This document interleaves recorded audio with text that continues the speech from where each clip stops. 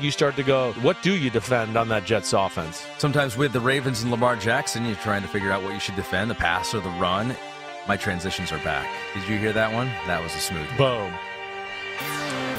That's right, baby. We're back. It's Ahmed Fareed. It's Chris Simms. It's Chris Simms Unbuttoned. We're here. It's a Wednesday. We have preseason games on the horizon.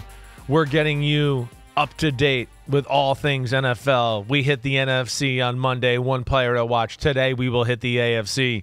We have some breaking news as well. It's not really breaking, but just some news at the top. I don't know why I said breaking. You got I'm me not excited. a real host here, okay? This is where I got to turn it over to you. Oh, actually, there was not a breaking news. We just got some news off the top. That's what we're going to talk about. We But can what's make up? it breaking How you news. doing? We can make it breaking news, Yeah. maybe. Well, if you haven't seen Hard Knocks, right, it'd be breaking news. I didn't see it. Yeah, I know. I mean, geez, second host today. Yeah. I'm with the didn't watch it. I mean, I've never had HBO. I don't know what it is. I've never had HBO in my life. My parents didn't have it growing up. And then when I was in college, I never had it. And then when I was out on my own, I was just like, well, I'm not an HBO guy. And so I never have had HBO. Did you have Showtime and Cinemax and none those of either? That. None of that. Wow. We never. Well, of course you didn't. I mean, this is so crazy. I mean, no shit you didn't have it. Duh. Yeah. I mean, you don't watch movies, so why would you have movie channels? My family wasn't going to waste money on me. It was like, he's not going to watch it. You no did value. miss Skinamax, late in the day, late at night back in the day. That was a great thing for 16, 17-year-old, right? Growing up. Skinamax was big time. Yeah, I mean, but the internet was coming around, so we were okay. It was coming around. But not, high school for us. You weren't going on the internet for stuff like that yet, were you? I mean, I don't remember going on there and looking at porn or anything in general. What was your internet connection? Did you have the old dial-up? Definitely, yeah. I don't even in fact, my parents just got internet probably last week anyway, so we definitely didn't have it in 1997. Yeah. That's for sure. Pictures would load. Right. That was in high school for us. College, we went there and they wanted emails, and I was like, email? I don't have an email. All right, I got into a number of years in the NFL and still didn't have an email. I really didn't get an email until I started working in this side of the business. Really? 100%. I went forever. Like, when I got the Bleacher Report, they were like, what's your email? And I was like, I don't have one. And their heads almost blew off. So no one could contact you unless they had your number. Right, which is the way it should be. That's right. Text me, please. Well, why do we need an email? I get things all the time from the radio producers, whatever. I'm going to send you the link. What email should I send it to you? And I go, how about this text that we're on right now? Just send it here. Well, see, I'm the opposite. Well, if they already have your number, that's one thing. I get that. Right. But I don't like giving my number out to that many people. Well, what's the difference? I don't know. I mean, what's the difference? So they call you and you don't answer? Yeah. Or you have an email on there or they text you? I don't know. You just send a junk. You just send a junk mail. Yeah. Well, I guess you could do that. Yes. But yeah. I how many lines of communication do we need? That's true. The email's the one to me where I just go, gosh, damn, email? Ugh. Please, I got 147 text messages here, and now I got to go, let me go look at some other text messages that are just on a computer. It's annoying, okay? You sound very old, right? Yeah, you sound I know. very old right now. Thank you. So you have what? How many emails do you have right now? I have just the have work one. one. I the just work have one? Well, yeah, I just have one email. Don't give it out. I know. But yeah, I mean, there's technically something through work that I have that it's like at NBC, whatever. People are emailing you all the time and you've never checked I don't even know it. Right. I don't even know if I know the exact what it is. Yeah. But yeah, I have one email that my wife made up for me because I did not have it. Right. Even at New England, I went to the Patriots and didn't have one. They had to give me one that was specific to the Patriots whatever building or whatever. But yeah, still didn't have an outside one then. All right, so that was breaking news. Yeah. You didn't have email until you're in your late 30s, basically. Right. That's right. Okay, how about the real breaking news? Or not the real breaking news, the fake breaking news about Aaron Rodgers. So no, I did not see it. You got to watch it. But you came in raving about it. Matt Casey, who was on headset today, was raving about it. So, I mean, it's the Jets, right? They're the talk of the NFL right now. Everyone's talking about the Jets. I get that. Right. What was so great about it? To me, it was the best first episode of Hard Knocks that I ever saw ever. And I love Hard Knocks, so I'm not one that's sitting here that's going, Hard Knocks is played out or boring, whatever. I enjoy it. I look forward. I mean, I was sitting there last night, like 8 o'clock. Like, wait, is it on at 9 or 10? Let me make sure I got it on the the right channel here, or whatever. That I like that it's appointment viewing. I feel like we need that. We need more of that. Yeah, right? Get everyone watching the same thing at the same time. Right. So and then in my bedroom, for whatever reason, my DirecTV wasn't working, but I have Apple TV, and I go to HBO Max, which they now call just Max, I believe. Yeah. Right. And did that, but this is where it's different to me. One, never have we had this access to this type of player. There's never been this type of star who's just the main guy and he's going, mic me up every day, interview me whenever, put the camera in front of my face. We've never had an all-time legend being like the focal point and then embracing it for a Hard Knock special. I was kind of making fun of before the show. It's always like, and there's this guy that you've never heard of that might make the team, and then there's this guy that you've never heard of that worked really hard and has had some tough breaks in life, and he won't make the team, right? And let's see how it all comes together as a team, right? This one is more like, hey, it's a spectacle, and they are embracing it, and it's just like, holy shit, it's New York, it's Rodgers, it's the Jets, and the stars are out, and then Rodgers is embracing it, and that's what makes it cool. And then what makes it even cooler is you get to see a firsthand look, a little bit like we talked about on Monday, and I talked about even last week, of the grandiosity of Aaron Rodgers into that building and the effects, right? Because again, they have some great coaches there. They have coaches that haven't been with somebody like this, and somebody like this, these are rare, right? I mean, we're talking about like people only fingers in my hands, and that's as far as it goes. Peyton Manning, Tom Brady, the Brett Favres of the world, the John Elways, whatever, right? Patrick Mahomes and Josh Allen have this magic about them right now. Joe Burrow, same thing. They can lead an organization, make the organization believe, and every day everybody's like, oh, did you hear what he said? Oh, he taught me this. Oh, my gosh, what a throw. They're all in awe, right? Which is like one of the reasons I go, thank you for proving my point that Aaron Rodgers should be more aggressive, because you all see these throws he's making, and they're all going, nobody can make that throw. This is unbelievable, blah, blah, blah. And I want to go, I know. He can do all this. He's got to do it, right? But they're in awe of that. The release, the laser, how did he see that? How did he pinpoint it there? And then they're amazed in the meeting room, and then the amazement of so many of the guys being in amazement that they're on the field with Aaron Rodgers. It's hilarious. Yeah. McCole Hardman, I said this on PFT for you today, it was like he was 5 years old at Disney World and he met Mickey Mouse for the first time, like in the castle, right? He was like, they're going through warm-ups, and he's, oh, I've been watching you, and he's forgetting to warm up. He's just sitting there looking at Rodgers like a puppy dog, like. And now I'm out here with you, and this is unbelievable. And I'm going to be able to tell my kids that, I was with that guy. And it shows he's played you. with Patrick Mahomes. Exactly. And Mahomes is going to hit that status as well for other young guys when he's in year 12 or 14 of his career, right? But, yeah, these guys grew up with him. And what it is, too, is you see Rodgers' talent is undeniable. I don't sit here for the last 10 years and go, it's the quickest release and the strongest arm and all those things I've talked about with him that you've ever seen in the history of football, right?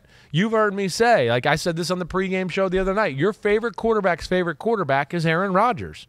I don't think I'm speaking out of turn. Josh Allen, Mahomes, Joe Burrow, they all told me that. I always ask guys that. You know that. There was always, there's things he does on the football field that ex-quarterbacks or players in the NFL or quarterbacks right now go, he makes that look easy, and that ain't easy to doing what he's doing there. That's special, And I go back to my Bleacher Report days where I used to interview players a lot and do that. If I had 50 players, 49 of them, before I could even finish the question, who's the best player you ever played against, it was always Aaron Rodgers. I got Vince Wilfork, who bucked the trend and said Tom Brady, right? That was the only one that ever answered that. Right, I feel like it swayed a little bit maybe the last few years. Once Brady won that Bucs championship, it took like his luster up and the Rodgers luster down. Yeah. But this was the greatest 30 minutes of not only football watch, you're going to love it, right? It's gonna even make the hair stand up on your back of your neck a little bit. It's kind of got that effect, and it's the greatest 30 minutes of positive pub that Aaron Rodgers has received since he won the Super Bowl. Ooh. Right, where everybody's trying to pick him apart and all that, and and you're just seeing an organization that hasn't had it. They're not spoiled by it like Green Bay. They're embracing it, and they have an owner and some people there who are smart enough to go, wait, we got this guy, boop, all in, right? Where we always complained about Green Bay, where, yeah, the GM and the coach are kind of king, and, they maybe not have supported their unbelievably most talented quarterback we've ever seen in the history of the sport in that conversation. Maybe he doesn't get embraced in Green Bay like the way he would have if he was with other organizations who had an owner to realize how special the guy actually is, right? It's worked out pretty well for Aaron Rodgers. He's pretty famous, and I think a lot of people respect him. And so it's a love fest for Aaron Rodgers, which is basically just a Wednesday edition of Chris Simms Unbuttoned, because that's what we've been doing for 4 years now. But you know me, I keep a love vest. I also keep it real in evaluating him. I don't let him off. I don't know if anybody criticized his play more than me over the last year. That's only because I know what he's still capable of, right? But yeah, it's great to see. I got enjoyment out of knowing the public is going to see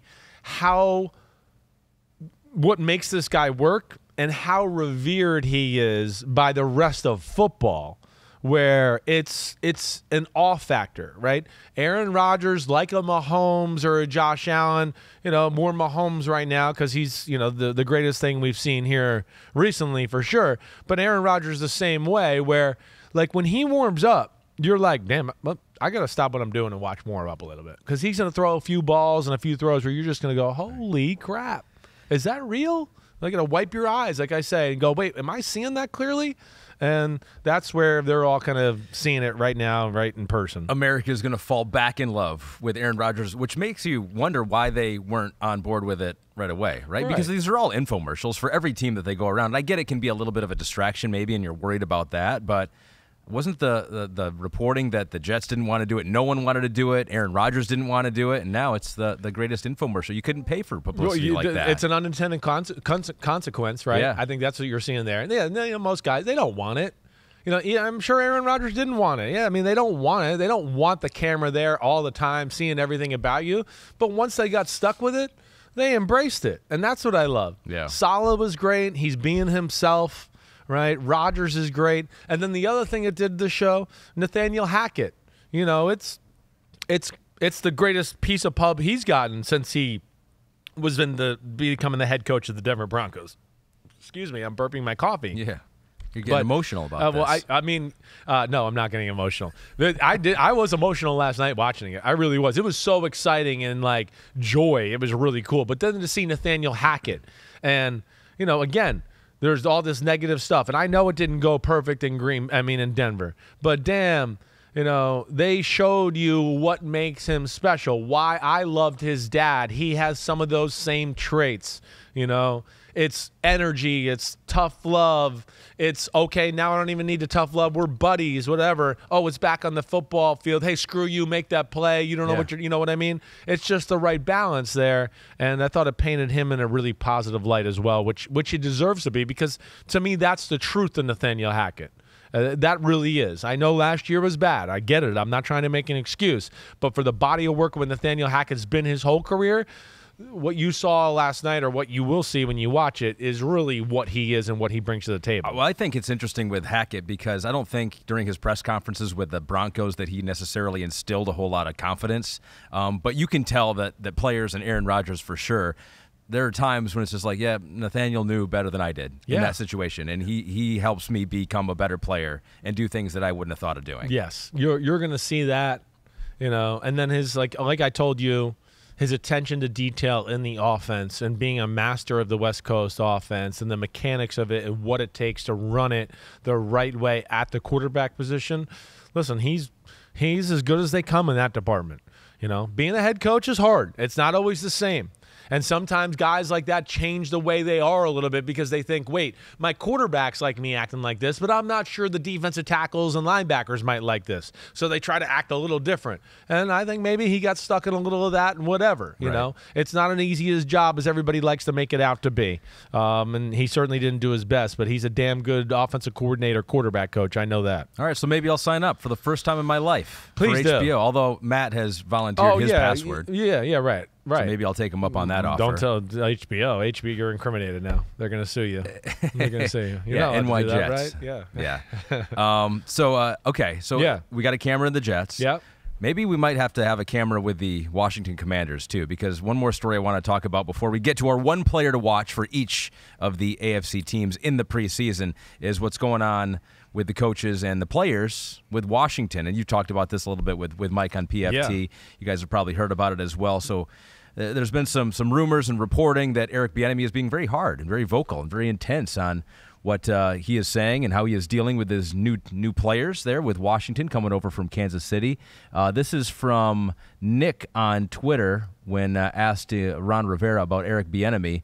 And so I don't know if I want to read that whole quote here, but he's basically saying that, yes, there are things to those rumors that the players are like, what's going on here? He's being tough on us. He's being maybe too tough on us. It's a little too intense here for the first week of preseason. He's coaching us very hard.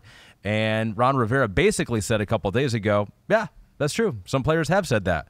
It's a little bit of a culture shock for some of them. Yeah, you're right. I mean, paraphrasing, you're exactly right. That's what it is. He basically laid out yesterday that guys were coming to him. There was a concern about how intense Eric Bieniemy is. He told them, hey, go talk to Eric Bieniemy, do that. He then went into explaining how he and Jack Del Rio and Bieniemy all act a little different. He talked about Del Rio because he was a head coach, maybe knows how to adjust the players a little bit more, and made the, insinuated that Bieniemy is like, hey, this is the way you do it, and that's the way it has to be done, right?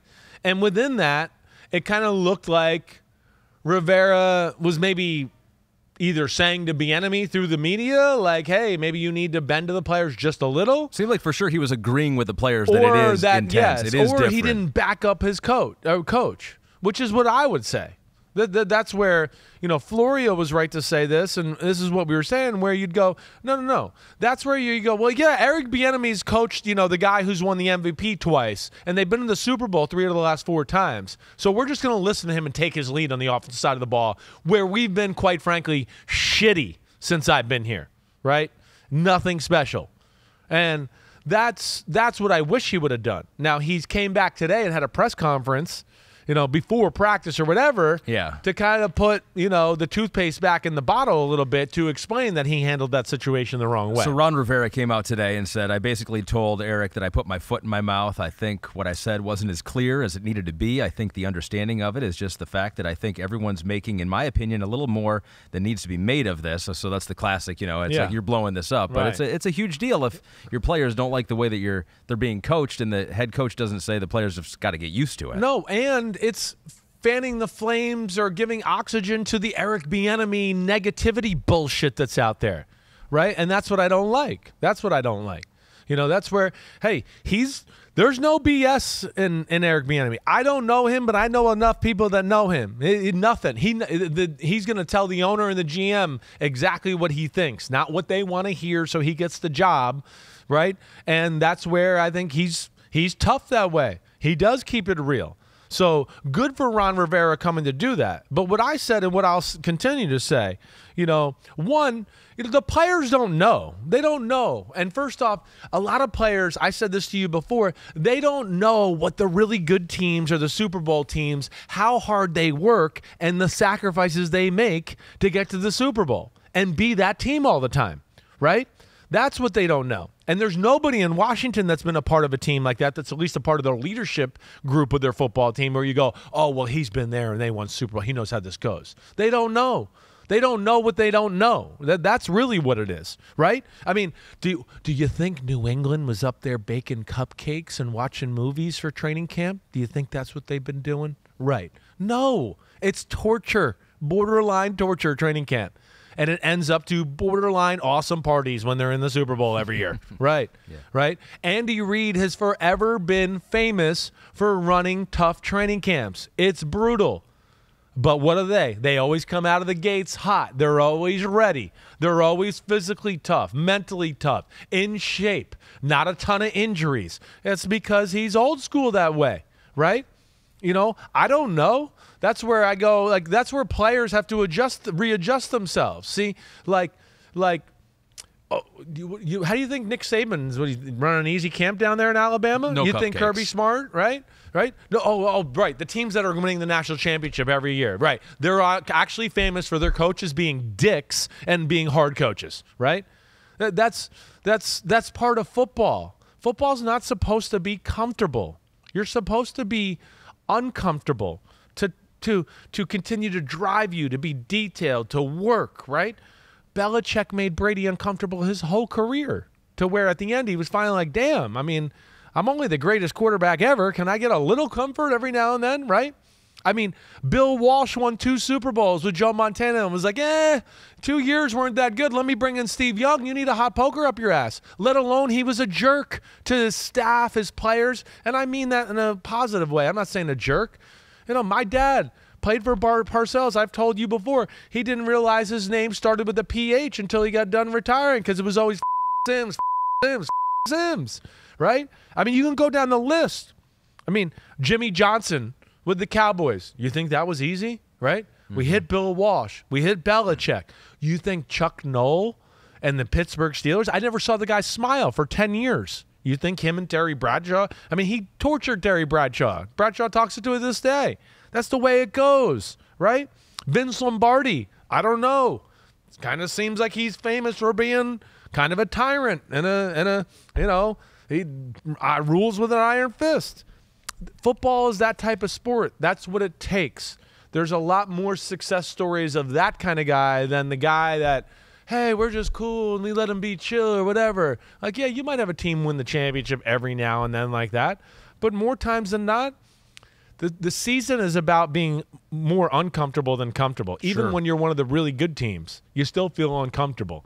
And that's where Washington's adjusting to a culture that they haven't seen.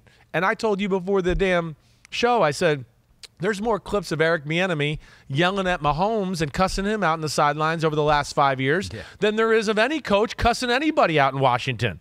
So that just speaks to it.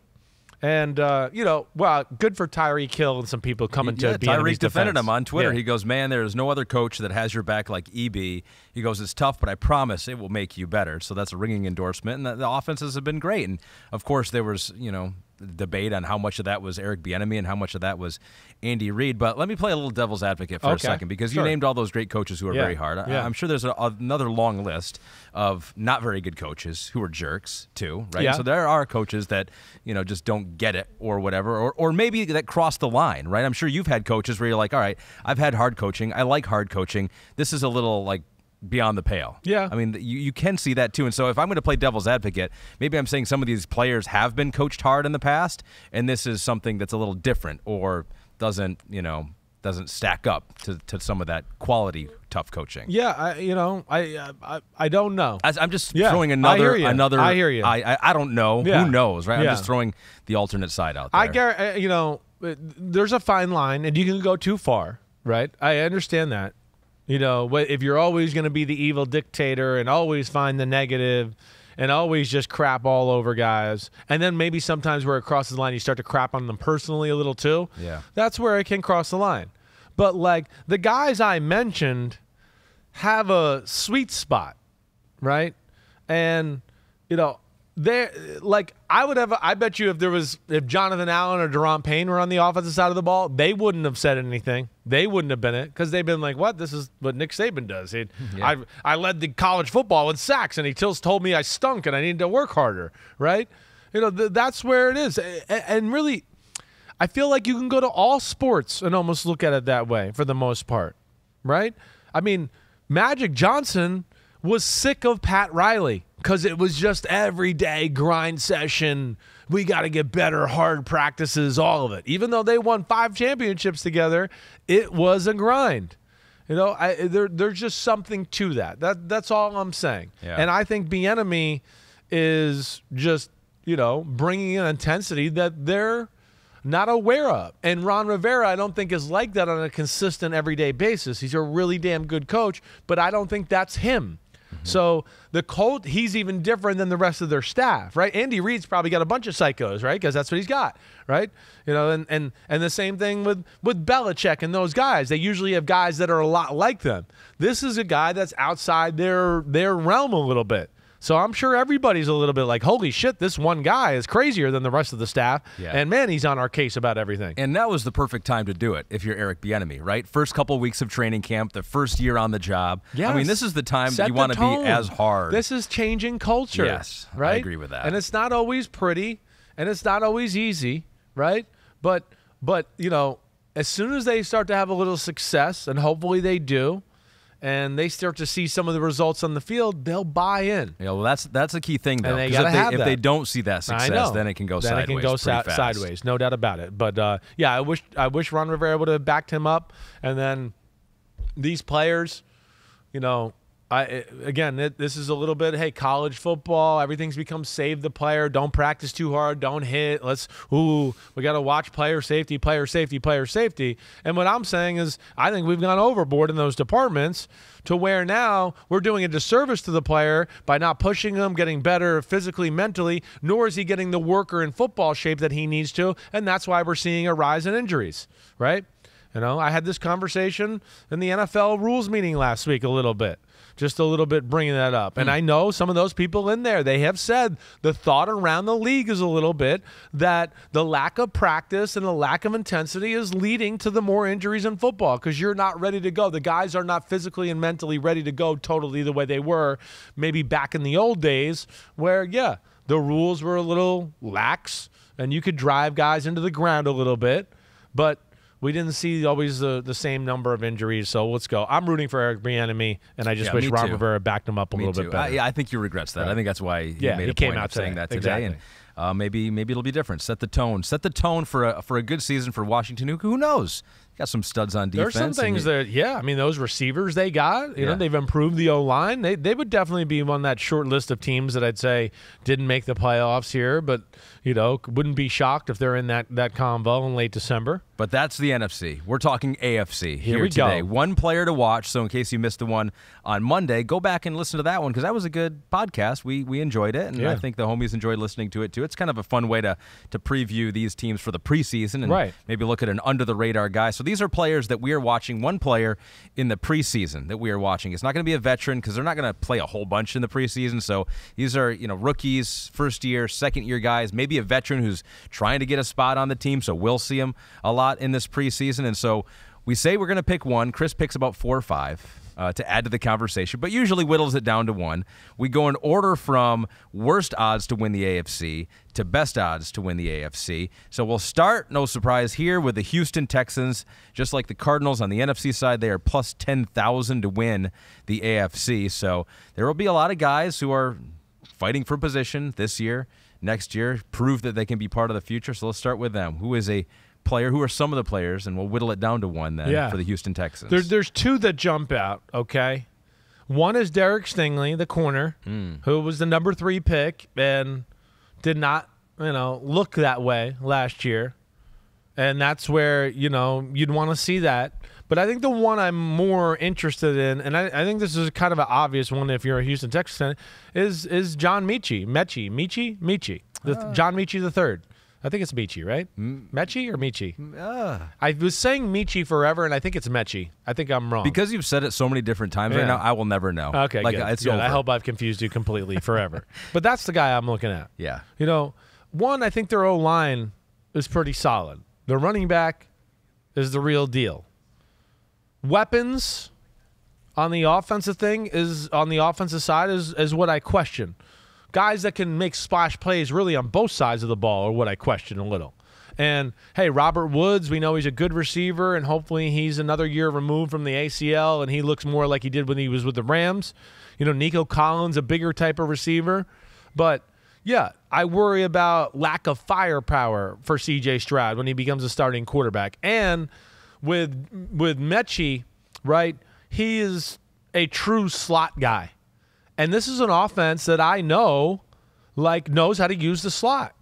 Shanahan, he understands that in that offense and what they're doing down there is that they're going to know how to use that type of guy and certain pass concepts, let alone, some of the reverses and speed sweeps too. So he's the guy I look at to go, where's he at after battling, some of his cancer issues. He's out on the other side. He's clean. I'm happy for him. I'm rooting for him. Yeah. And I think if he can kind of show up in this offense throughout the preseason and be, kind of a go-to guy for CJ Stroud, I think he'll do a lot for their offense overall. Yeah, I like him. I think the Tank Dell, their third-round pick, yeah, I liked him. I always you didn't like him as much. He's a smaller him as guy. much, but it's okay. He's along those same lines. It's that kind of guy, and I hear you. Tank Dell is that. There was, I was just a little underwhelmed with his ability to make people miss in space as compared to what his 40 time was when he was, coming out of Houston. Yeah, because he's a tiny dude. He needs guy. to have that explosiveness and make people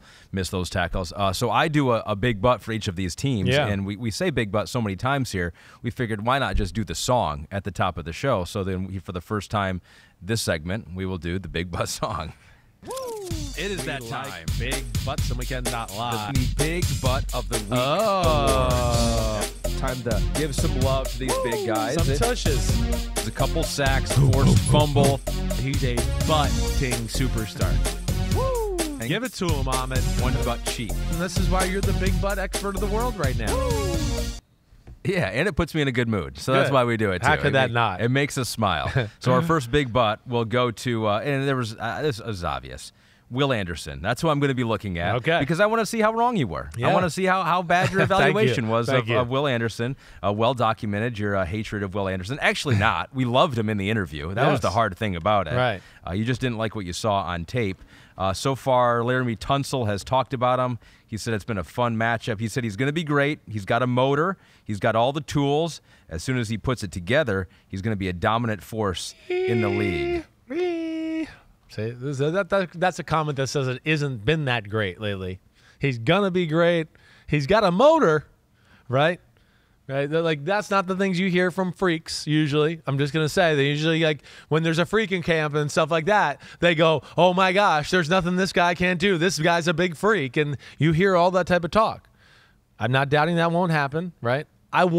He was definitely on my list, right? I'm trying not to pick rookies because I know that. But yeah, he's certainly, we got to watch him.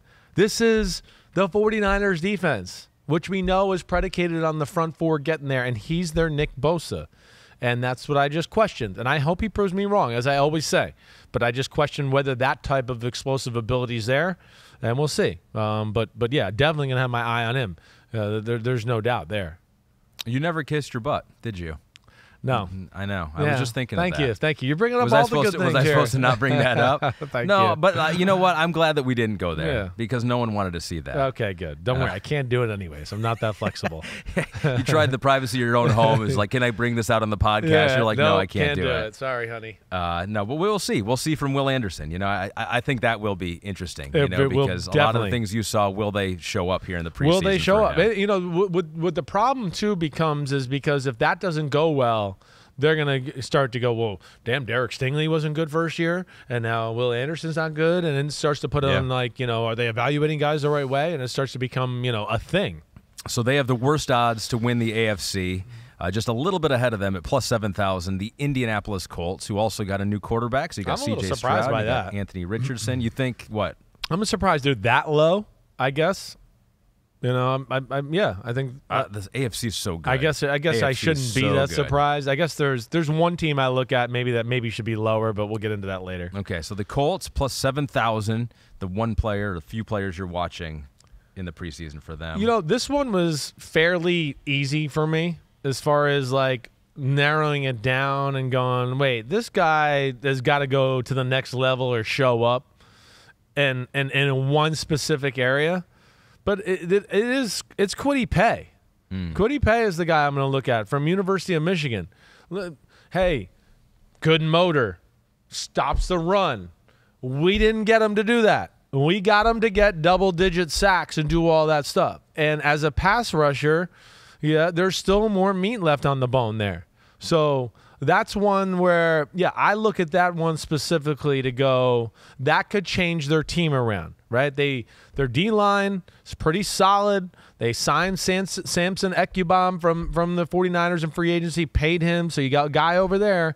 Now it's, hey, draft pick, you gotta show your stuff here and start to make your presence known. And again, a defense that's very similar to the one we just talked about in Houston, where they don't want to blitz. They want to rush 4. They want to drop 7. They want to play their Seattle cover 3 and do that type of stuff. That's what they do. And that's where they need Kwity Paye to be more of a force in the at least the pass rush game. Well, I'm glad you picked him. Even though you're encroaching on my territory, I'm glad you picked him because my big butt to watch is his backup, actually, Tyquan Lewis. Yeah. He suffered a torn patellar tendon in each leg each of the last 2 seasons, cutting each of those seasons short. He was just removed from the PUP list, so hopefully we'll see him back out there here pretty soon. Former second-round pick. He's looked like when he's played. Yeah, when he's played, he's looked like useful. Yep. And so that'll be an interesting battle to watch if we can see Lewis back there at 100%, him and Kwity Paye pushing each other. That would be great. And Lewis is, if you remember, there was a guy this year out of Ohio State, Zach Harrison, who Atlanta took. And he's similar to that guy. This is a guy that defensive end could play D tackle and be fast and disruptive, right? He could do a lot of things for your defense that would help them out. So he has a chance if he's healthy. We're hoping for Kwity. And then we got our Attaboy, the freak of nature from Northwestern, where you can start to go there, man. If those guys can kind of turn the corner, you start to go, hey, this was a good defense, and all of a sudden it becomes a really good defense if you have, 2 or 3 more disruptors on that D-line. What do you think we'll see from Anthony Richardson? You think they'll unleash him a little bit in the preseason? I would hope. They have to find the fine line of pushing him. Here's more offense, start getting comfortable in it, but not overdoing it to where now it starts a negative talk around him. We're all like, well, I don't know what he was looking at there, right? 3 for 10 or something like that. Right, exactly right. So they have to find that fine line and gauge where he is to be able to, because, I want to say, hey, get him out there.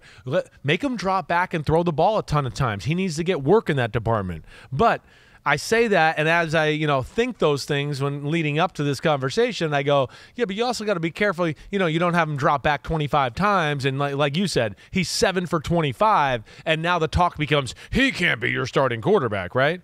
So that's where they're going to have to find that balance. But yeah, they're going to try to push forward with the big man. That's for sure. Well, this shows you the quality of the AFC South this year, because worst odds are the Houston Texans, and then you got the Colts, and then just above them, you have the Tennessee Titans at plus 5,500 to win the AFC. So the 3 lowest rated teams in the conference this year, all in the same division. Crazy. It is crazy. Yeah. I would not have necessarily guessed that, but now looking at it, it does make sense. So Tennessee, trying to rebuild that defense, get them dominant again. Look for a playmaker on offense. Who are you watching? They have a lot of places to look here. Yeah. They do. The receiver thing is real, right? I mean, the obvious low-hanging fruit is Treylon Burks, right? I know that. I get that.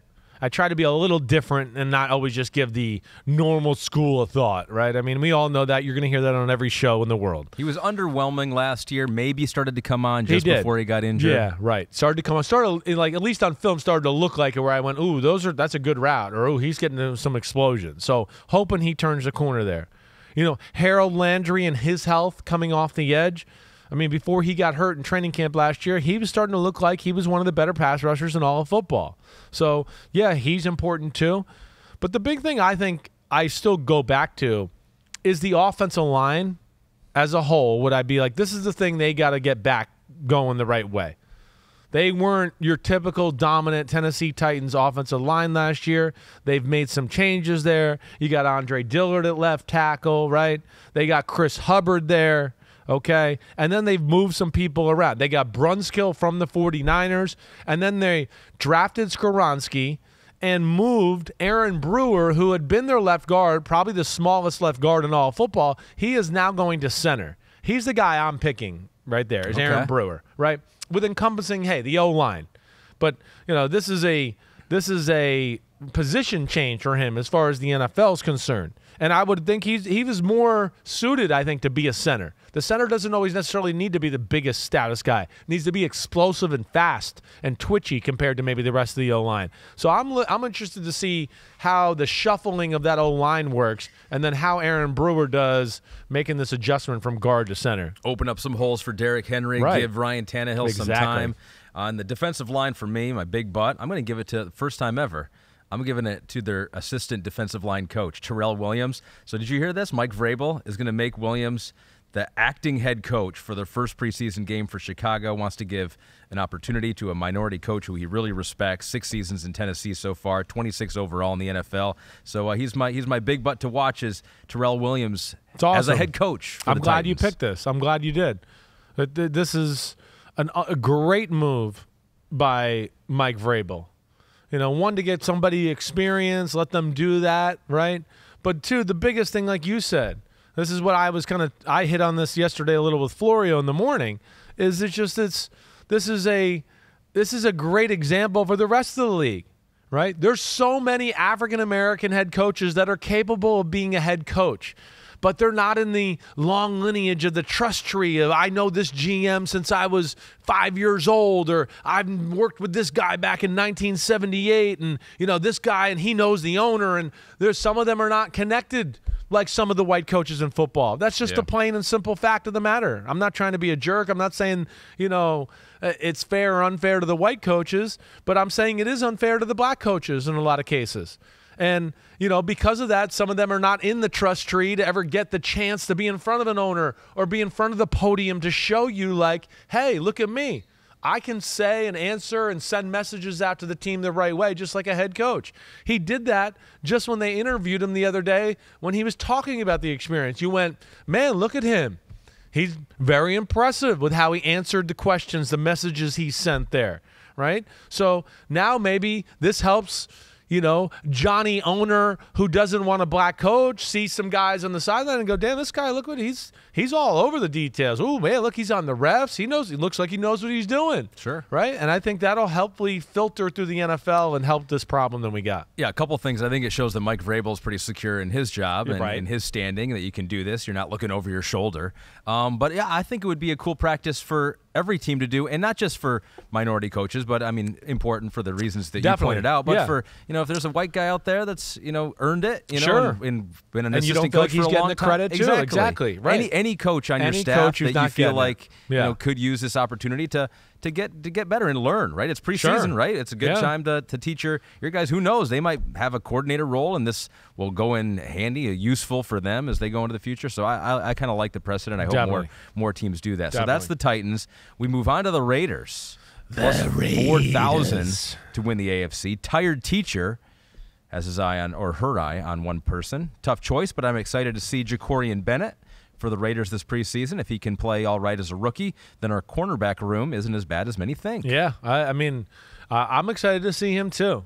I am. I look at him, and he could be one of those guys, right, where we go, he's got the potential to be that every now and then mid-round guy where we go, damn, he's like awesome in that position, like Terry McLaurin was to the receivers, right? Sure. Like, third round, blah, blah, blah, right? This guy can fly, right? And he has some of the traits where you go, ooh, he could maybe play on an island here and be like the real deal. 4th-round pick out of Maryland. Man, Maryland was pretty good in the defensive backfield. Exactly right. I mean, and he ran one of the fastest times at the combine, I believe, Jacorian Bennett. I think might have been 4.29. If not, it was 4.3 flat. It was something like that. So he can go. Now, he's not my pick, but I think we're on the right page there, or the right, thing as far as the right conversation. There's Jerry Tillery at D tackle. That's interesting to me because there's still a middle part of their defense that I think needs to be better. D tackles, linebackers, all of that. But then it filters even farther than that. The guy I'm going to look at, because I'm going to piggyback off of what our listener said there at Tired Teacher, is the safety, okay?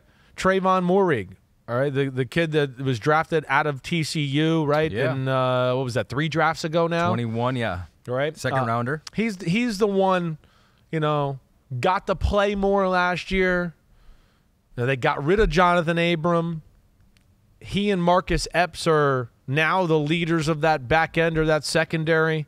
And, yeah, they drafted him in the second round. He needs to start to pop and show a little bit. And he wasn't necessarily all that impressive last year. So that would be one there where I certainly have my eye on him. The secondary is not something you're going to write home about there in Baltimore. I love the Marcus Peters addition. But, yeah, if guys like Trayvon can come through and take their game up another notch or whatever, it'll go a long way to, making tired teacher feel a lot better about the secondary. Yeah, he started all 17 games as a rookie, and then last year started just 13 games. Might have had an injury in there too, but, didn't have a pick last year. And so, can he shore up that defensive secondary? Right. He's got, we saw abilities at TCU as far as being a very good coverage safety and being someone that can maybe make plays and picks and all that. So he's the guy I'll have my eye on. I know we all want to see Tyree Wilson and some of the rookies, and I get that. And we know Michael Mayer. I understand all those, but those are guys that's low-hanging fruit. We know we're going to be watching them. I'm going to go with low-hanging fruit. I'm going to take, for the second time in my big butt to watch, it's a Byron Young. So we had the Tennessee one yesterday or on Monday. Yeah. We've got the one from Alabama third-round pick here. Tyree Wilson still recovering from that foot injury, so we won't see a whole lot of him this preseason. Young was just activated from the PUP list, and so hopefully we see him soon. They don't have a whole lot of youth on the defensive line, so I feel like for them it would be beneficial if Wilson comes back and pops, and then a guy like Byron Young can come back and pop. No doubt. I mean, and Byron Young, hey, he's a New Englandy type of guy, right? This is what the staff is from, and he can do 4-down lineman stuff or 3-down 2-gap stuff, right? I like Byron Young coming out. I would not be shocked if we're here in October and we're going, damn, Byron Young is starting, or Byron Young plays a ton and is doing a really good job. All right, so those are our players to watch for the Raiders. We move on to the New England Patriots. Ooh. Plus 3,500. Is that the team that you thought was low or high, or are those the odds that you thought were appropriate for the Patriots? No, that was appropriate. Honestly, I'm surprised the Raiders were that high. That was the team where I was like, oh, they're a little higher than I thought maybe the betting public would have them at that right now. You'd put them behind Tennessee maybe? And I would, yeah. Even the Colts? I mean, I'd probably put them just in front of the Colts or right there with them, but I would probably put them behind Tennessee. Scout D NFL says Christian Gonzalez is the player he's going to be watching. Goal Line Stand 2 says DeMario Douglas for the Pats. Want to see if the hype is real. Right, getting a lot of hype there. What is the hype so far on little DeMario? Slot jitterbug guy who, they have the eye for. What was he? It was a 6th-rounder, right? Is that what he was? Let me look here. 6th-rounder. Yep, 6th-rounder. He did not go to the combine. Out of Liberty. Right.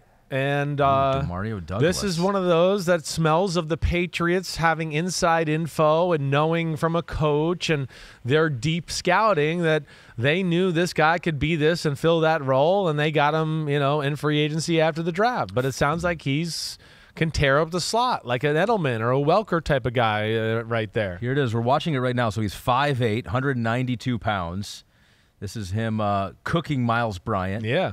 You see the quickness there, right? So they have a role. We know they know how to use that part of the offense. He's definitely, interesting to me. I look at, him. He was on the list just because I've heard him. He wasn't going to be my main guy, right? Another guy just to throw out for food thought. Food out there. Is Josh Uche. Uche is the best pass rusher on the Patriots team. I don't know if he's trusted on the every down basis to set the edge in the run game and do the things that way that New England is, that really puts more emphasis on than most teams in football. So he'd be a guy that I would throw out there. And the other guy, the guy that I wrote down mainly, and a little bit of this was because of the DeMario Douglas hype, and I know Kendrick Bourne, I think, has had a good camp from what I'm told, is Tyquan Thornton. That's who I was going to go to. We know what Juju Smith-Schuster is. We know what Devontae Smith is. Tyquan showed us he's got some speed. Is that all he is? Is he going to be a dependable, consistent thing? Can he stay healthy? He's very frail and thin. He's kind of the one that I look at to go, he could maybe take this offense to an area we didn't think it was capable of if he kind of reaches his potential. He's right? the deep threat. He's the deep threat. Exactly right. He is. He's that guy. And then if he can, not only be the deep threat, but the guy also that can catch a slant, and you can go, whoa, now he's deep down the field after catching the slant, right? That's where I feel like I think they're going to have a good O-line. I'd be shocked if they can't run the ball a little bit. And that's where I think he could be a real danger or factor for them overall. So, yeah, he was the guy I threw out there. I also thought of that Marte Mapu, right, who, they drafted later on in the draft, who was kind of this all-around, did everything Sacramento State guy. It was like, is he a D lineman? Is he a linebacker? I don't know. He lines up everywhere on the field. He was almost like a Kyle Van Noy coming out of BYU. He's another guy that I was going to say watch him because I feel like they'll have a specific role that'll be interesting in what he does for that defense. My big butt to watch, an older gentleman, former 4th rounder by the Patriots, spent 4 years in New England, 3 years with my Detroit Lions. He's back right now. Signed earlier this week. Trey Flowers. What does he have left here? Is he going to take some pressure off their 2nd-round pick? They had Keon White. They took him out of Georgia Tech, and so he's behind him right now. But I don't know. I like to see. I like Trey Flowers. He was a fun guy to watch for my Detroit Lions, and so I'll be watching to see how much he has left. Yeah, I hear you there. Either way, he's good, solid, all-around New England-type player. Like you just said, he's not as big as a Keon White, but he can play that position. If they had a Dietrich Wise and they don't trust Uche on 2nd and 4 like I'm talking about, Trey Flowers can play that outside linebacker DN spot, set the edge, play the run game the right way. So they're a team that's very much in their versatility and matchups on the defensive side of the ball more than anybody else in the league, and that's where guys like that have great value to them. I'll tell you what, it's just going to be a much better year for Mac Jones, a more fun year. You got Bill O'Brien there, you got some young talent and wide receiver. You got a 2nd-year guy in Thornton who could be healthy. I think he's going to have a much better time in 2023 than he did in 2022. Maybe that'll be the case for the Broncos as well. Now they have Sean Payton over there. They're plus 3,000 to win the AFC. Marky D17 says Nik Bonitto. I keep reading that he's been tearing it up in training camp. He's a player that you liked out of college. He's a lot like a guy they have there already who is on the pup right now in Barrett Browning, right? Undersized, speed, Von Miller-ish type guys, right? Where you go, wait, they're not these huge hulking Adonises. These are guys that are like incredible strength for their size, around 240 pounds, have the strength of a 295-pound man in a 240-pound package, and then have the explosiveness of a secondary player, and then having a bend that, is worthy of a top-tier running back. Right? So I like today because I'm a little bit on the same page as the listeners here. That would be my pick. Nick? That's the position I'm looking at to go, ooh, if they get something on the other side from Randy Gregory, or if Randy Gregory has some health issues, if they could have a Nik Bonitto and a Baron Browning, they're going to be a handful. I went there as my top choices. Also had Josie Jewell. Middle linebacker play has not been stellar for Denver. Josie Jewell, I got to think them drafting Drew Sanders in the 3rd round was a little bit like, hey, if he pops here during training camp and kicks butt, he maybe takes his job. So that was another one that I certainly thought of. And then Marvin Mims, the guy from Oklahoma. We talked about him. He was one of my honorable mentions a little bit during the draft process because he can fly. He was the guy that I think I pegged that I said if there was going to be a Terry McLaurin this year in the draft, he'd be one of them. He'd be that guy. So what's his development look like? Because right now, what I'll say, too, with Denver is they don't have that speed guy, right? No, he's slated as a starter. I know, right? So it's kind of cool. And they lost KJ Hamler. Tim Patrick's not healthy now, and he's lost for the year.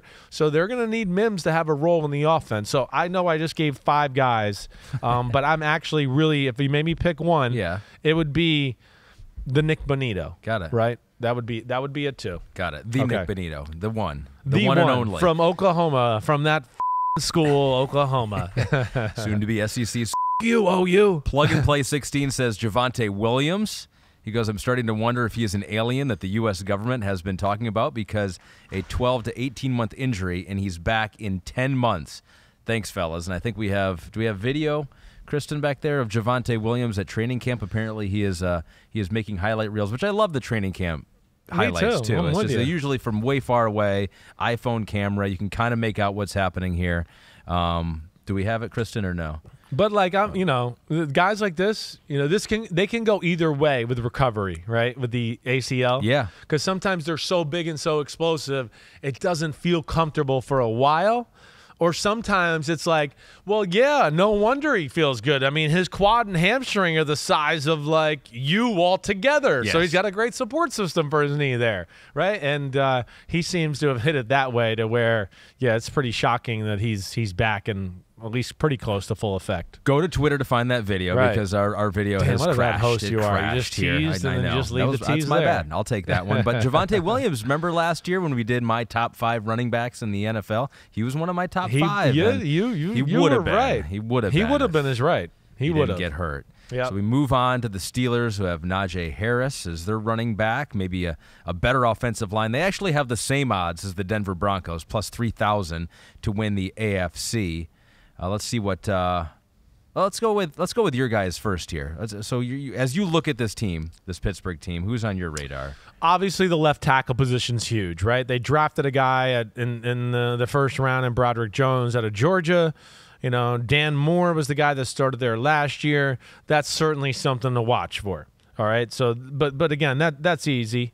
We know that. I'm going to go with another rookie though as the one to watch. Keanu Benton, right? We talked about this guy during the draft, the Wisconsin D tackle. Oh, yeah. Right? He was one of the guys. I was surprised that the Patriots took Keon White over him in the draft process. And where I look at it is they need youth and more talent in their D line in Pittsburgh. And he provides both there.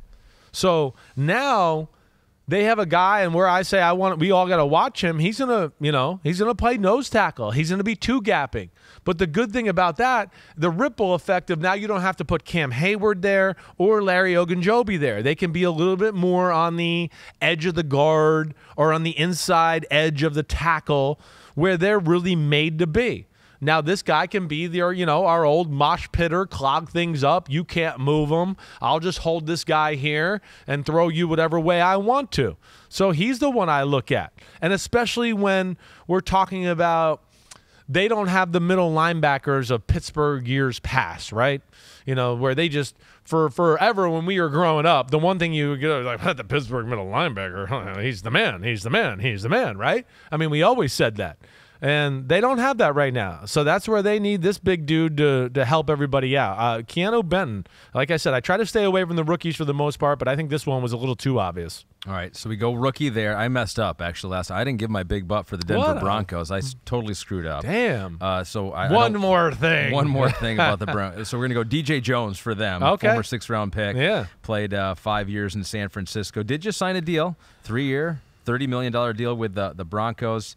After that run in San Francisco, I think he'll be a key if he can stop the run. There's some places that say that DJ Jones is like underrated, and there are other places like PFF that had him rated lowly. So there's not consensus on DJ Jones. I feel like he's one of your F the play up kind of dudes that doesn't get a whole lot of respect. Underrated. And so yeah. Give him respect here on this podcast is what I'll do. Definitely. He's underrated.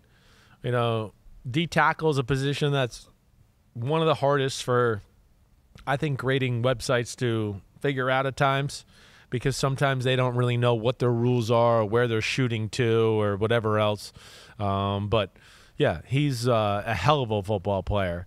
And I would think that, listen, I'm excited about Denver. Vance Joseph's a hell of a coach. I think he's going to get the most out of those guys. So we've got him for the Denver Broncos. Now back to the Steelers, back to your regularly scheduled program. My big butt for the Steelers is going to be a rookie in Nick Herbig, outside linebacker. Apparently, from what we've heard so far, and some of the scouts say he's got great pass rush moves, has beaten some of his teammates cleanly so far. But the question is, can he stop the run? Will he be useful as that piece of the puzzle. So maybe that's what I'll be watching if he can do that. He's 6'2", 228. He's a fourth-rounder out of Wisconsin. So the pass rush moves are there. Is he anything more than just a guy who has like situational pass rush ability? Yeah, he's got some stuff to like about him. He does. I think it's maybe overall physicality and doing that, but he's a lot like we've seen. We've seen some of these Wisconsin guys that come into the league who just have a little bit of a natural way about them as far as finding the ball, having instincts. But we'll see. I know there's a lot of hype about him. There's a lot of people that believed in him coming out in the draft process. Yeah. And the fact that Pittsburgh takes him always makes me go, oh, they see something, and maybe I should have saw more in the evaluation process. Punk Rock for Life says has to be the 2023 All-Pro fullback, Kendrick Green, paving 4-lane highways for Steelers running backs. And he has been all over social media, too. Kendrick Green, offensive lineman, gets fullback at times. I guess he can play everywhere. Right, yeah, Kendrick Green. But, will he be a starter is, I think, the thing that we need to see here. I don't know if he will be right now, right? Kendrick Green was a guy drafted a few years ago and thrusted into the lineup because they didn't have a good offensive line. But they have James Daniels there at guard, right, who was from the Chicago Bears. And then, of course, he's not starting over Isaac Seumalo, who just came from Philadelphia. Right. So Kendrick Green, I think is not going to be a starter, but is a good guy to have as a backup. And, maybe they find him a role to be the goal line fullback to kill some people that way. Cower Power wants to see that new rookie tight end, third-round pick Darnell Washington, who does look like a giant out there. And he is a giant. What is he? 6'7"? 6'7", something like that. I think he was, maybe more than that, I think, But, you put him and Freiermuth on the field, and then you get that O-line working, and you got two tight ends to one side, right off the butt of maybe a Broderick Jones and Isaac Seumalo. Good luck on that left side trying to stop that crew right there. He is going to be like having an extra tackle in the game. He's going to have the Gronk effect in the run game, where you're going to go, damn, our tight end is like it's like we brought in jumbo package, like the third tackle off the field to help us in the run game. And that's got to be exciting, for Pittsburgh. Tyler Econ mentioned a guy you just mentioned on the offensive line, their first-round pick, the left tackle, Broderick Jones. Yeah. His eyes will be on that no player. Doubt. So a lot of Steeler fans, a lot of Steeler homies chiming in on who to watch in the preseason. We move on to the rival, the Browns, who have better odds to win the AFC than them. The Steelers at plus 3,000, the Browns at plus 1,800. Your dudes to watch for Cleveland. Who you watched some dudes when you were there? I did. I don't have a number of guys here, and I think this is a little bit speaks to their team, that jump out to me to where I go, ooh, I got to see something here or there. There's one guy that really jumps out to me. And, of course, this was, a little bit of an issue with their team last year anyways. They couldn't stop the run. So they gave Dalvin Tomlinson a ton of money, right? They were trying to get Javon Hargrave. They got outbid by the 49ers. So then they turned their attentions to Dalvin Tomlinson. I'm not worried about him. I'm worried about the guy next to him, Jordan Elliott, right? Jordan Elliott, his guy I liked in the draft coming out 4 years ago from Missouri. His little bit of a tweener guy, or he's a three technique. He's a disruptor. Do that type of stuff. It's been an okay start to his career. I don't think he's had a ton of starts. I think he's finally started to start a little bit last year and get into the mix there.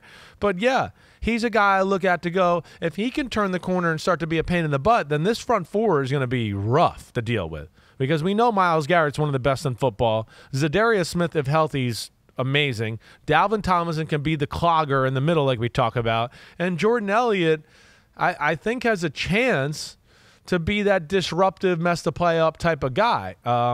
But we haven't seen that a ton. So is this the year that he kind of breaks out? You're all over my area. You are entrenching in my big butt territory. But I actually had a guy that you did not mention there because they just lost Alex Wright and Isaiah Thomas, unfortunately, to knee injuries already. Going to miss extended time. Don't know how much time. So a guy like their fourth-round pick, Isaiah McGuire, who is out of Missouri, he's already up to like the second team right now. it's a remade defensive line, like you just mentioned, after that disastrous year last year. And so he all of a sudden could be very crucial early on in the season. So how does he look in the preseason? Yeah, let's see what it does look like. It does. Him in the draft process is, one of those guys where didn't make the list or anything like that, but it was like, I don't know, is he a DN? Is he a D tackle? What's he going to be? How are teams going to use him? It seems like the Browns are going to use him as that, interior disruptor as of right now. But, yeah, with the current status, I think that's a good pick by you. This is a team that is definitely – we talk about Jordan Elliott, but then I would question, some of the depth and the talent of the depth behind that front four. And that's going to be something I think to watch, throughout training camp here. So the Browns at plus 1,800 to win the AFC. The Jacksonville Jaguars, how about that? Plus 1,400 to win the conference. A lot has changed since Chris was at their first preseason game last year and said, watch out for this team. They're pretty good. They're pretty big. Now everybody They might knows. Do some damage. I'm not going to pick them to make the playoffs. That'd be crazy. But, no, but you were all over it last year with Jacksonville. So who are you watching in the preseason with them this year? Well, we know we want to see, Walker, their first pick of the draft, Trayvon Walker last year. We want to see him, grow. Devin Lloyd, the middle linebacker, same thing. Because they have just such great potential. So you want to see him reach it. But this one's really easy, right? It's O-line. It's O-line related. They lost Jawan Taylor in free agency. Cam Robinson is suspended early on in this season. Brandon Scherf probably had his worst year as an NFL starting lineman last year. They need Walker Little, their left tackle who's coming in to save Cam Robinson. He's the guy I'm watching.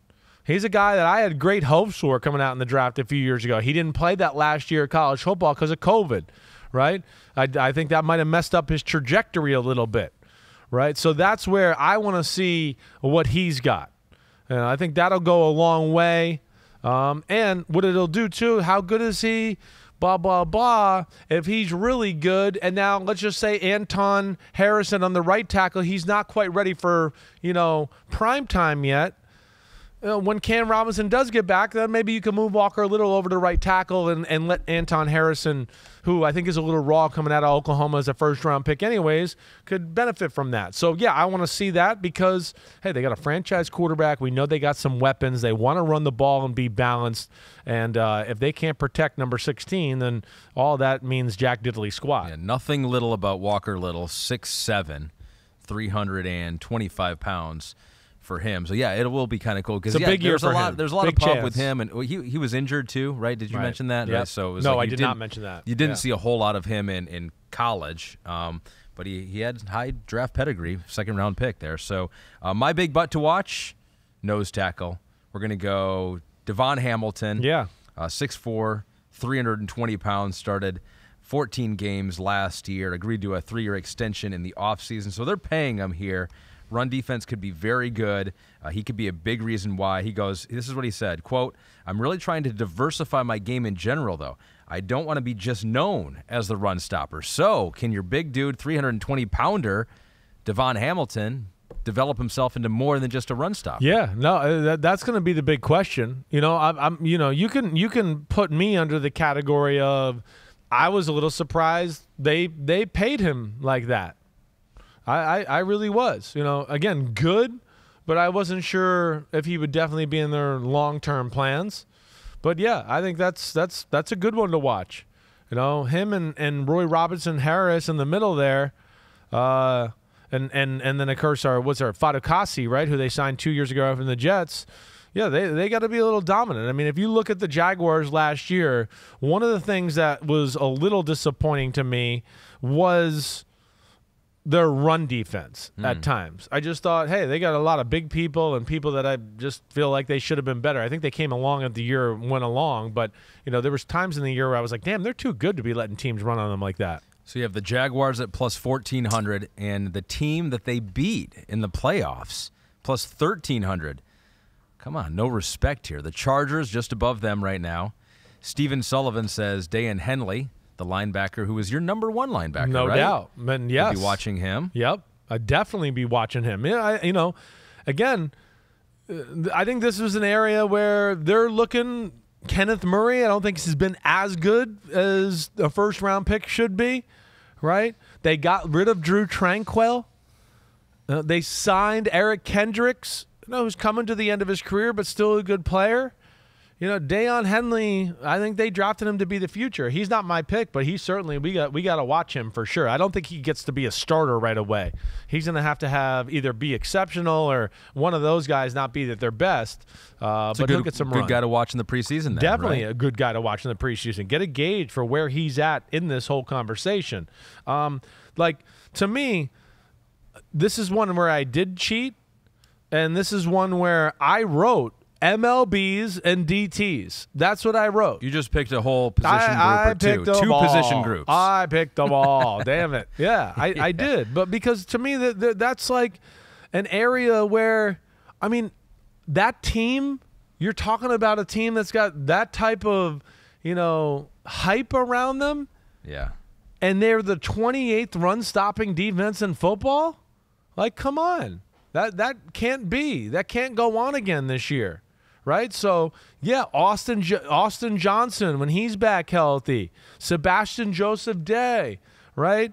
The middle linebackers we just brought up. To me, it's all about that area right there. There's not a lot else to look at in the Chargers. The secondary, when J.C. Jackson's healthy, is going to be really damn good.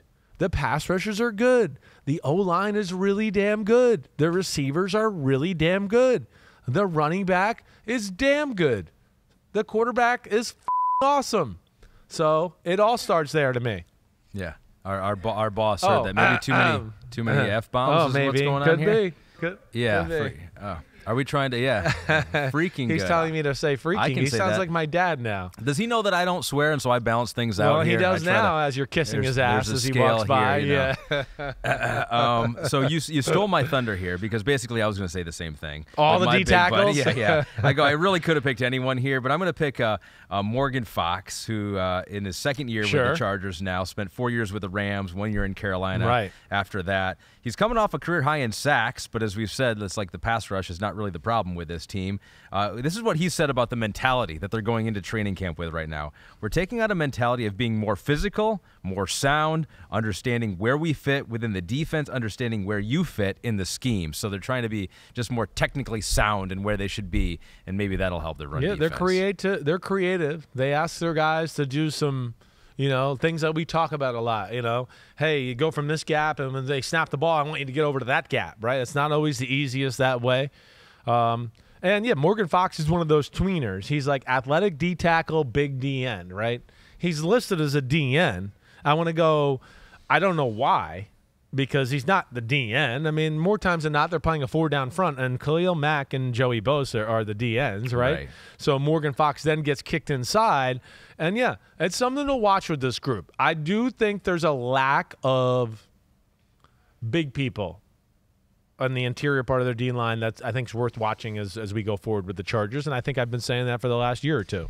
MMA-born sender says Quentin Johnston, lots of interesting highlights and noise being made about him in camp. Wasn't a big fan of his during the draft process and rattled when we took him over Zay Jones, but I am starting to believe, freak athlete, we need the juice. Yeah, that's right. Zay Flowers, you read that wrong, but either way, what did I say? I got you. You said Zay Jones. We've all made that mistake. Man, I think you made that on the last Monday, podcast. I said Zay Jones, and you're like, you mean Zay Flowers, right? That's my bad. I'll take that one. Yep, all right, good. But yeah, I've only heard good things about this so far.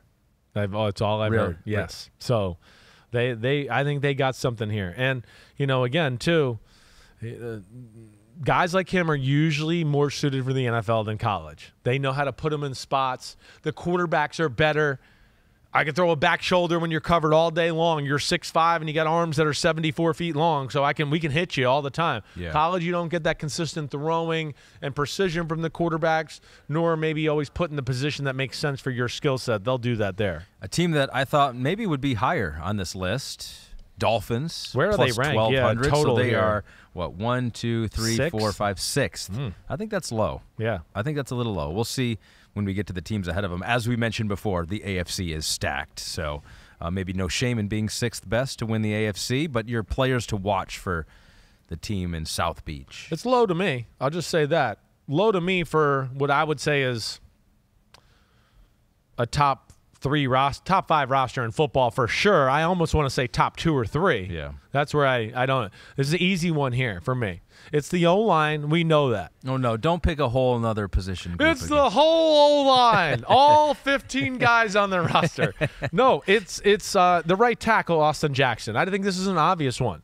No, this is another team you look at and you go, what's not to like about this position or that position or this position? I mean, they're all freaking awesome. The only thing we question and what we need to watch, one, because we know they like to run the ball a little bit more, right? Mike McDaniels has said that throughout the offseason. It's, again, predicated in the Shanahan offense. He got 2 pass happy last year. We have a quarterback with a concussion this year, right? And we got some people and an Austin Jackson who was a first-round pick who has not lived up to that. And you know me, my thing is always follow the money, follow the assets, right? Those things have to be performing for your team. Yeah. Here's one that's not. So can he hold it down at right tackle here? Can he show that he is truly going to be one of their tackles for a long, long time? It's him, Liam Eichenberg, and another one in the guard position, right? But that it's offensive line related. And those two are the two that you look at to go, they have the most to improve. But specifically, Austin Jackson's the guy I'm looking at, especially if you want to hit Tyreek, deep down the field, and Jalen Waddle deep down the field. Tua needs time. And if I remember correctly, so Austin Jackson, a first-round pick out of USC, you were not too thrilled with his tape out of college. I was not. And it was a tough one, too, because the year before his last year in college, he gave his – I want to say a bone marrow transplant and really took a lot from his body. So he was one of those where I was like, man, the tape's not that great, but I know he's been through a lot here, and maybe this isn't his best stuff. But we've yet to see him kind of get to his best stuff, and hopefully this is the year. The big butt to watch for me, I'm going to go Christian Wilkins. Yeah, I'm not going to. He's not going to play. Butts around. And I love him. So that's why I'm going to pick him. But I want to watch him specifically because I want to see how he reacts to this whole thing, this offseason, this training camp. Because Quinnen Williams just got paid, 4-year, $96 million extension, same draft class as Christian Wilkins. And then they asked him about this, Wilkins, and he goes on getting paid. He goes, I just love it for the evolution of the game and how far we've come as a position. I'm a big fan of respecting the game, so it's my job to carry that torch for those Warren Sapps, Vince Wilforks, all those guys I grew up watching and learning from. I have a responsibility. So I'm watching more of how this contract negotiation goes with one of the best, if not the best, defensive tackles in football right now. He's awesome. He deserves to be paid here at some point. And, he didn't have as good a year as Quinnen Williams did last year. It was a special year. But he's in that conversation with all those guys for my money, let alone he does all the right things and leading the team. He hustles, all of that, right? So I would think he's going to get something in their ballpark at some point during the season. So the Dolphins at plus 1,200, the Ravens ahead of them at plus 1,000. I would probably have the Dolphins ahead of the Ravens. I would too. It's close. It's close, definitely. Let me see the rest of this look here. I mean, the rest of this list. Don't give it away. Well, I know. Ravens, Jets. Well, we haven't done the Jets yet, right? Yeah. So this is out of those three. This Dolphins, is tight. Ravens, Jets. Yeah. I mean, it's close. I know it is. Man. That's why the AFC is just so tough. It's insane. It is. You're not disrespecting insane. anyone saying you're the 6th best team. That could be the 6th best team in the NFL or 7th or 8th. I like I've said before, and I know I said this to you. This is a year where somebody in the AFC could win the Super Bowl and they won't make the playoffs, right? Where you're going to go, woo, they got hot the last 6 weeks and they got healthy or whatever else, and they missed the playoffs. But man, if they got in, watch out. I feel like this has got this all over it. That was my Detroit Lions last year. A little bit, right? Strong. So the Ravens, Donutkins says Zay Jones / Flowers has been building a nonstop hype out of training camp. He really has. There have been positive reports with him. He was stuck in an archaic offense in college. Like we said, sometimes it's just as simple as this, right? If you put him on Alabama in the slot next to 2 other guys, what the do you think he's going to look like, right? Where we have to worry about a all-star receiver on the outside and all. He would have looked like Jalen Waddle, who was the 6th pick of the draft. That's where people over-evaluate this stuff sometimes, where I just want to go, I don't know. He's just only the twitchiest, most explosive I've ever seen, but we didn't get to see the route tree. It goes into all that crap again sometimes that I just think is a little played out in the scouting community. So you'll be watching him. He was your number 1 wide receiver. But that's too easy. I know for you. Yeah. That's a rookie. I don't even need to watch him. I already know that shit's going to be good, right? To me, it's one thing with the Ravens. Ravens are a Super Bowl caliber football team. We've said during the offseason, think about what they did last year. They were on the 1-yard line about to go up 14 points against the Bengals in Cincinnati, with the backup quarterback. Edge, though, is what I'm looking at. The defensive edge. And specifically, I'm going to throw – 2 names in here, or just one maybe. Odafe Oweh, right? That's the one I'm going to look at because it's time. He's got to start to be a force here. He or David Ojabo, right, who's right behind him, who they drafted out of Michigan and had the torn Achilles during the pro day, right? Yeah. One of those has to pop up to be a force on the edge of the defense. And what's the rumor? Did you see the news today a little bit? Who they're having in to visit? I think you did, but I'm going to put you in the spot, and you're going to choke. No, I'm choking Jadeveon Clowney is going there. Matt, edit that out. Edit that choke out. But Jadeveon Clowney's going there because of the same things we're talking about. They're going, we're not sure. How good are they going to be? We know Jadeveon Clowney, and we know what he can be. But, what can these other guys be? So that's the position I'm looking at. Can they find a guy that can rush the passer, that can make a defense or an offensive line ever go, we got to slide this way or we got to make sure we help this guy? They haven't had that. So who will it be for them? And that's specifically, Odafe Oweh, David Ojabo, who jumps on the scene. Again in my area, but I'm going to go with the nose tackle in Travis Jones out of UConn a couple years ago. A little thin in this group right now. Mm-hmm. He was the 3rd-round pick in 2022, played 13 games last year. My second favorite D tackle in that draft, right? I just remember we liked him. Yeah. And, 3rd-round pick. So, I don't know. He's the backup right now to Michael Pierce on the depth chart that I'm looking at right now. So who knows? He had a lot of hype in training camp last year. He did really well. Remember, and then I think he hurt his ankle early in the year. And, hey, when you're 330 pounds, you hurt your ankle, it can hurt all year long. So we'll see. His potential is better than any of those guys he's got in front of him. He does. So, that'll be – if he reaches that potential and they can trust him to do the right things, yes, in the perfect world, you'd like Travis Jones to be the starter and Michael Pierce to be the backup guy. That's what they would want to be.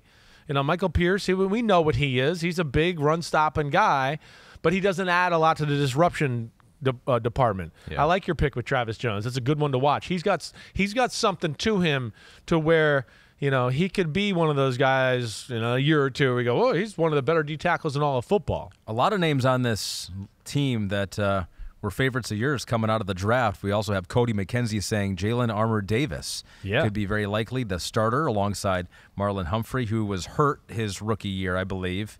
And was a later round draft pick, 4th-round pick, but he was one of your top 5 corners coming out. Size, speed, smarts. I honestly, I'm not going to lie. I'll be a little surprised or disappointed if Rock Ya-Sin beats him out.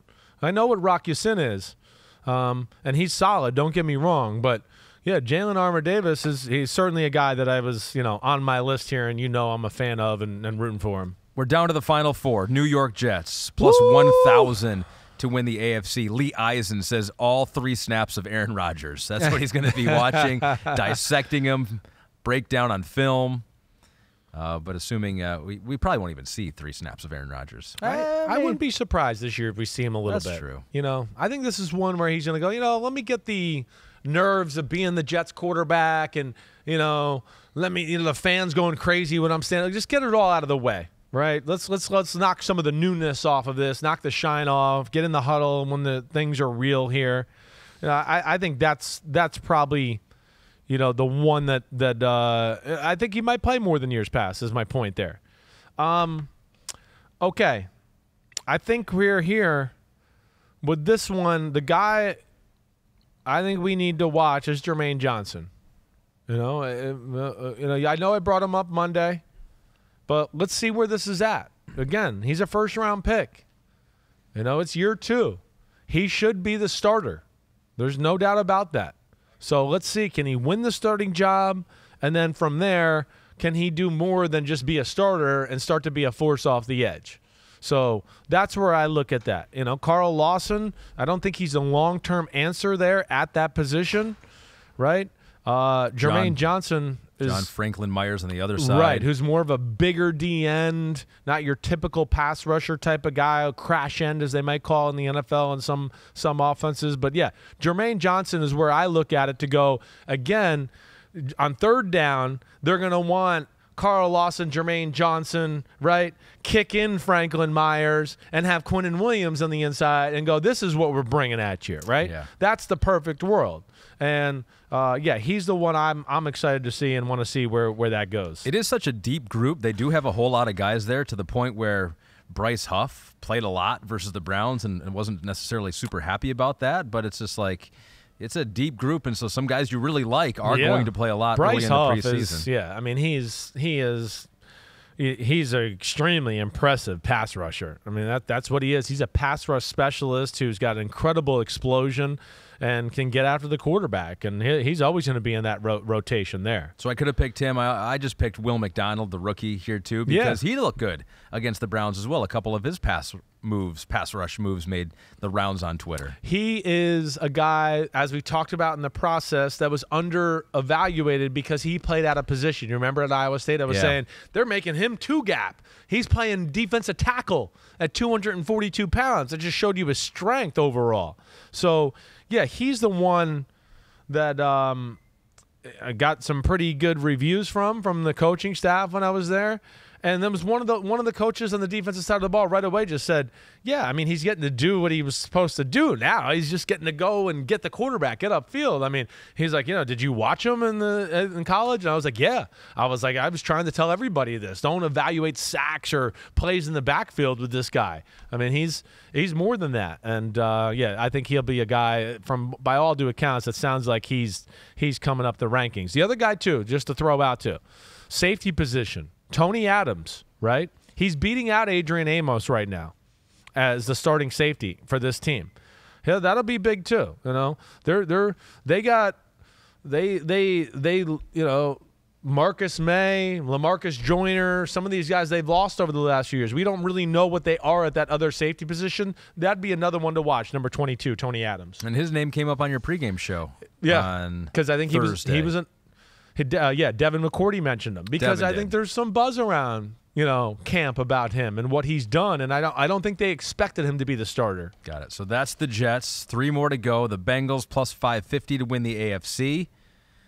These are pretty close in odds here, actually. Closer in odds than I would have thought for these top 3, but the 3 elite teams. 3 elite teams, right? This is, you categorize this, and I'm a little surprised that they're behind the Bills. Me too, a little bit. I'm a little shocked by that. Bengals, though, they fall into the category of there's not much to look at to think that things aren't. We know the O-line. We'd like to see it be better. I got that. I think it will be. This is safeties. The safeties they had a special pair of safeties the last few years. Jesse Bates and Von Bell were quietly one of the better safety duos in all of football. It's why this defense was so good. They were versatile. They could put a lot of pressure on those guys. That's the system Lou Anarumo runs up there. They'll continue to put pressure on their corners and safeties. I think they can do it, but we got to watch it. One, we know Dax Hill, who we loved 2 years ago coming out of the draft and from Michigan, he's Jesse Bates. That's who we compared him to in the draft. Remember that? Yeah. So that's why they drafted him. And then the other guy, Nick Scott. I'm a huge Nick Scott fan. He got lost in the shuffle with the Rams a little bit because they have a lot of stars on that defense, right? But he will be a guy that I promise, because this team is going to be in a lot of big games this year where people are going to go, man, who is this crazy 33 running around the field hitting like he's Ray Lewis or flying around? He is good in coverage, and for his size, and an incredibly aggressive tackler. So, again, cheating once again as I am, Chris Simms, but you guys got the gist. I'm cheating too because I didn't want to pick another rookie here, but, I mean, that front 4, the starters are I think top 5 probably in the NFL when you got Sam Hubbard and DJ Reader and B.J. Hill and Trey Hendrickson there. Yeah. And so I went with the first-round rookie Miles Murphy because he was 28th overall out of Clemson. it's been noted he's not, necessarily the run stopper. Will we see some of that early on? Will he be able to give maybe Trey Hendrickson some early downs some off breath. and save him for some pass rush situations? That's right. So I think that would be interesting to see for Myles Murphy. Agreed. He's got a good first step. You heard me through I didn't love his bend and some of that stuff, right? But what I like about what you're saying there is you're exactly right about the front four. It's tops in the league, but they rely on them a lot. They could use a little more depth and guys to spell them and keep them fresh late in games, especially when you're going to play some teams in the AFC who are going to have some big behemoth offensive lines. I mean, we saw that. The Chiefs have that.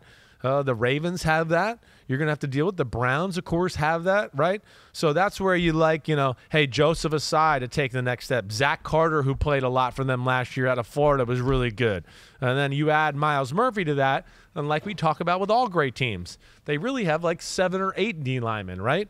And that's what the Eagles did to people, is what the 49ers have done to people. They can just send waves of people at you. So the Bengals at plus 550, the Bills just ahead of them.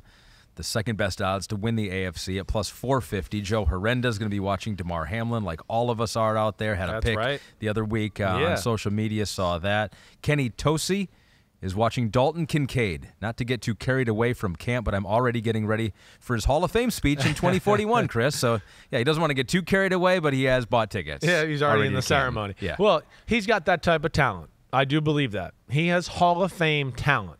I'm not trying to be crazy. We'll see if he puts it together. But like I said, when we saw him, I thought, damn, we haven't seen a tight end run routes like this. And, this is Travis Kelce-ish, except it's even more physical with the ball in his hands after the catch.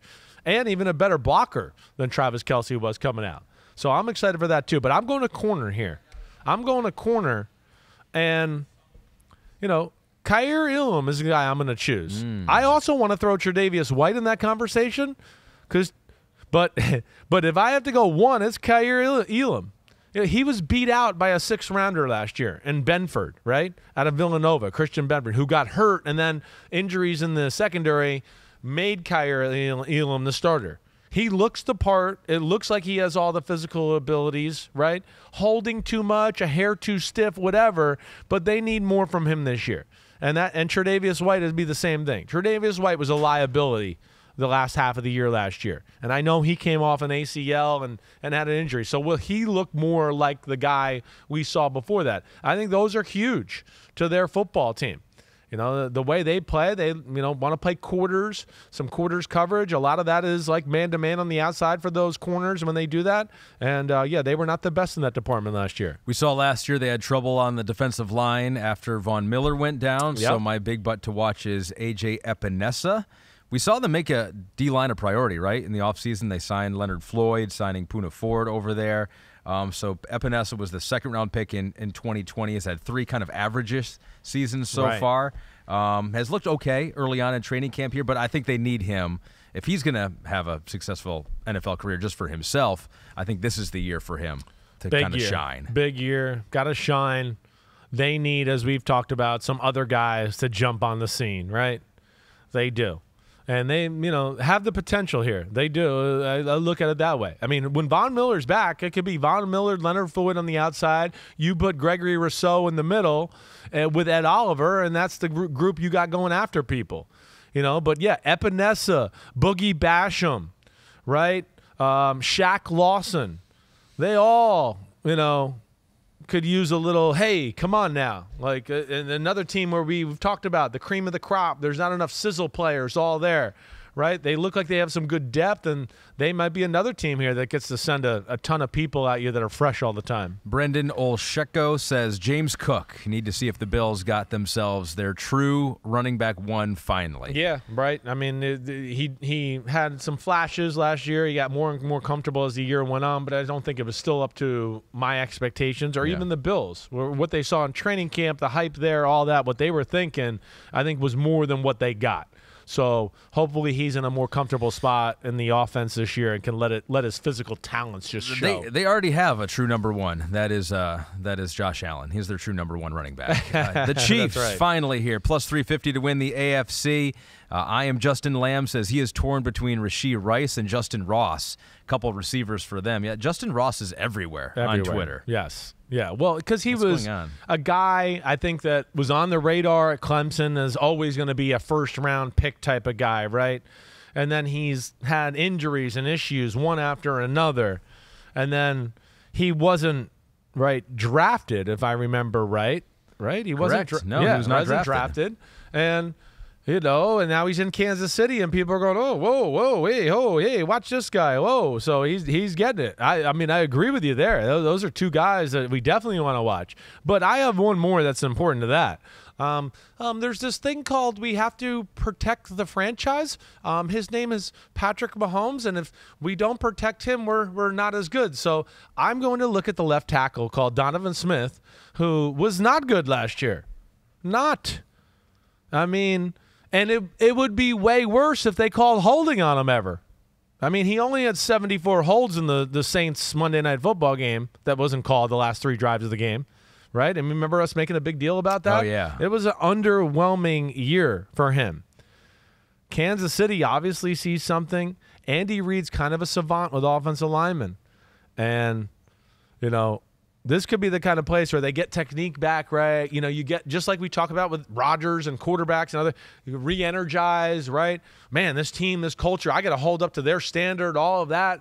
I'm very interested to see what he looks like, because I will say when they, Orlando Brown gone, okay, they got Jawan Taylor, that's cool, but then they lost Andrew Wiley and free agency to Washington, and they went Donovan Smith. They went, oh man, they're taking Donovan Smith. Oh, okay, oh. So I want to see how that experiment goes. My big butt to watch was the 2022 defensive tackle big butt of the year, Chris Jones, not because of what we're going to see on the field, because we might not see much. He's a no-show to camp so far. I just want to see him. Entering the final year of his 4-year, $80 million contract. He just tweeted, KC, I love you yesterday, so I'm interested to see what happens with that contract negotiation between them and what I think is the best defensive tackle in football right now. I like it, and I think you're right. He is the best one in the game right now. Aaron Donald will probably be motivated to shove that up where the sun don't shine to you, but yes, he's phenomenal, and they need him. They know that. They're going to break their own rules about giving, third contracts to a guy that's about to be 30, because there's nothing to look at him right now and go, ooh, this is going downhill, right? He's one of these physical freaks where we're going to be here at 33 and still go, damn, he's still in the, top conversation for D tackles type of thing. They need him, and I would think they're going to work it out. I just am interested to see how they work it out, what they do. What is it they do to the contract? How do they make it work? Is it a gigantic signing bonus? Is it fake years at the end of the contract? Yeah. What are they going to do? They got to do something to please the guy, that's for sure. And we've gotten to the end of the pod, and we had not mentioned until this point what we have in front of us right here. Big Ten Saturday night. We didn't even mention it. Right off the top. Well, we had some stuff off the top that were exciting today. I couldn't help. We had to get it out of my system. We couldn't get to it. So Big Ten Saturday night. We got Big Ten Day is coming up tomorrow on Thursday, which could be today if you're listening to this on Thursday. So keep that in mind. I'm so excited that this Big Ten Saturday night is part of our network. Right, the fact that we get to have awesome college games on NBC, on Peacock, and then a filter over to Sunday where we kind of dominate the night slot there. I think is really cool for our company. I'm excited because it'll give us more access to Big Ten highlights. So when we come to the draft, we can talk about that. I'm getting to announce Michigan, East Carolina, Week 1. You're kicking off the whole thing with Mike Tirico on a big Saturday, right? So that I'm really I'm pumped for it, for the addition to our network here. I think it's only positive things. You're kicking it all off on Peacock with Mike Tirico, Michigan, East Carolina, and I will be at Penn State doing the halftime show for you guys. Cool. So you will toss it to me. Tell Mike you want to toss it to me. All right. I hope so. I'll ask him. Ahmed, I'll ask down him. to you. Now he's the professional. I got to listen to whatever he says, right? I mean, he's Belichick. Exactly. And I'm just Brady, okay? We just follow what Mike says. That's what we should do. First time and only time I'll compare myself to Tom Brady, all right? All right. Good stuff. You know it. NBC, we got it all coming. Big Ten Saturday night, all season long. Sunday night football, football night in America. Yeah. domination. Yeah. That's all I have to say. You don't need the remote anymore. Intimidama domination. Okay, that's what we're going to do. Yes. All right, thanks for driving the ship as always today. Absolutely. Ahmed Fareed, you are the man. I hope everybody enjoyed the pod. We'll be back Monday. We got preseason week 1 reactions. This is awesome. We got real football to talk about. We don't have to make up crap anymore, okay? Here we go. Football time is here. We'll see you Monday. Everybody be good. Have a great weekend. Enjoy the rest of this summer. It's coming to an end quickly. Clap it up. Clap it up.